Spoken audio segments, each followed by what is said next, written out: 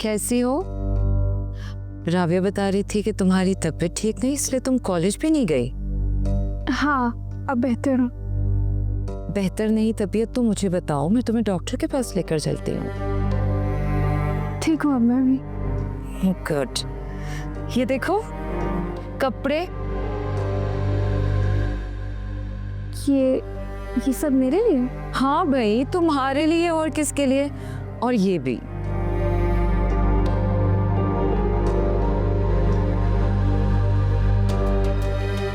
वो क्या है ना कि रमशा को तो तुम जानती हो, कितनी जिद्दी है, किसी की भी नहीं सुनती है। उसकी बातों को ना ज्यादा दिल पे मत लिया करो। अपने सफदर ताया से कुछ मत कहना। मैं कुछ नहीं बताऊंगी।